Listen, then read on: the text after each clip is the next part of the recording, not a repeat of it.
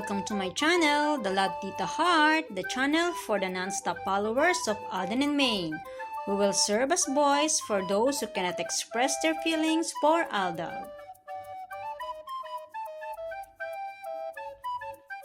Kamusta po kayo mga ka-non-stop? Good day po sa inyong lahat. Bago po tayo tumungo sa kaganapan kay Alden and Maine, please subscribe and hit the notification bell para ma-notify po kayo sa mga bagong video na i-upload ko. Salamat po! Happy Heart mga ka-Aldab, Alden Richards, ibinahagi ang larawan nila ni Baby Baste bilang ito ay isang big boy na. Ang baby noon nakakakita sa pagiging sweet palagi nila Alden and Maine sa backstage ng Itbulaga noong panahon na malaya pa at wala pang sarswela. Very close si Baste at ang kanyang baby brother sa magkasintahan pa lang noon na si Alden and Maine. Hanggang sa ikinasal ang dalawa ay nandoon pa rin si Baste.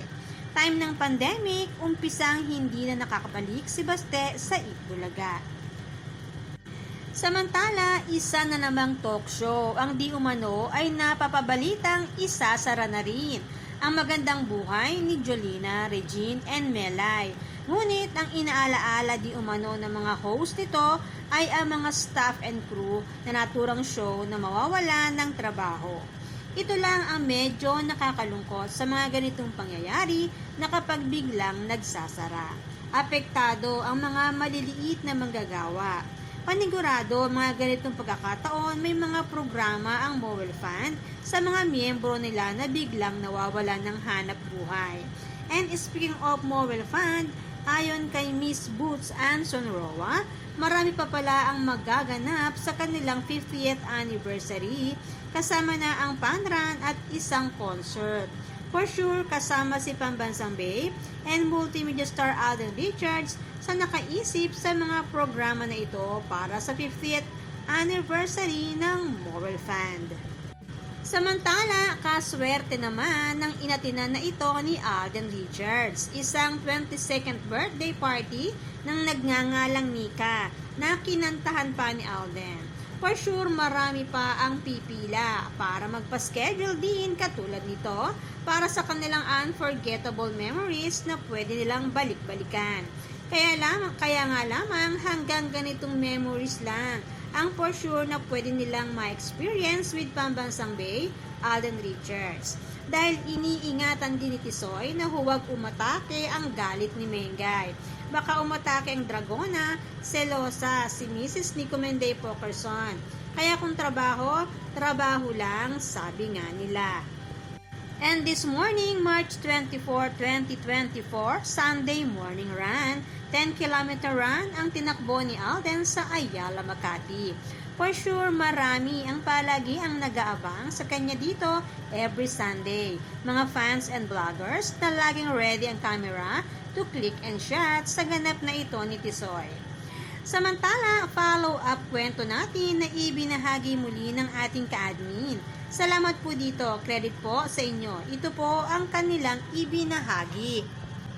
Ma'am, ayan na po talaga nickname ko, OMS or OMZ. Lalaki po ako talaga. At about po sa nabulungan ako ni RJ, di ba po nakita ko rin sila nung nag-Japan silang mag-anak. Kaya po pasalamat po ako at nakilala pa ako ni Tisoy, kaya niyakap niya po ako at doon din po niya ako binulungan. At totoo po ang mga AKA natin sa mga bata and their ages. Nakakakilig mga at nanggigigil ako sa mga bata nung nakita ko. Super gaganda at popogi. Mga artista hindi ang mga mukha at kutis. Kaya nga po ganun na lang ang kasiyahan ko nung makita ko silang masayang masaya at aalis ako at babalik na sa Japan, nadala ang kasiyahang yung now worthless. Lalaki po pala siya na nakakita at nagbahagi nitong kanyang na-experience. Thank you po sa inyo sir sa pagbabahagi. Ganon po pala ang nangyari. Natatandaan po pala siya ni Alden. Niyakap po siya at binulungan. Ganito kamahal ni Alden ng Aldab Nation and true-blooded Aldab Nation na talagang binulungan niya si Sir para makita ang mag-iina ni Kumain, Seb, Chin, and Terdy na nasa loob ng sasakyan ni Richard Jr. Kaya po ang sabi ni Alden, hayaan nyo po ang Aldab Nation or hayaan nyo po sila. Doon po sila masaya. Aalisin po ba natin ito sa kanila? Ito yung pagtatanggol palagi ni Alden sa fandom na ikinagagalit naman ng ibang mga fans. Ang hindi nila alam, ang Aldab Nation and True-Blooded Aldab Nation at si Alden and Maine ay nagkakaintindihan pagdating sa private life. Ibig sabihin lang, sa pagtatagpo ni Sir at ni Alden, tanda niya na si Sir ang nakakita sa buo nilang pamilya na magbakasyon sila sa Japan. Kaya naman ituloy natin ang kwento na ibinahagi ni Sir. Naalaala ko po pala, that time in Japan, natubang-tuwa ako sa kanila kasi grabe magharutan. Ang mag-asawang Richard Pokerson Jr. at Nico Mende Kapili Mendoza Pokerson. Sumasali pa si Daddy Bay at April sa kulitan. Tapos kapag akala nila na walang mga nakatingin, si Raisa at Angel magsasayaw. Nasisayahan din po akong panoorin kapag naglalambing at niyayakap ni Angel si Ate Ming niya. Ang cute! Salamat po sir sa inyong ibinahagi na ito. Grabe talaga ang kaswitan ng mag-asawa. Isa sa mga galawang mag-asawa na kahit sa Itbulaga noon sa harap ng mga audience, hindi nila maiwasan na ipakita ang lambingan nilang mag-asawa.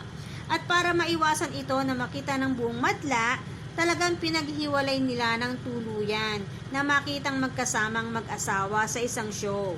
Dahil nabubuking lalo ang kasinungalingan ng mga Sarsuelista. Naalaala ko tuloy nang may nakakita rin sa mag-asawa na naghaharutan at lambingan sa may snow nitong last vacation nila sa US.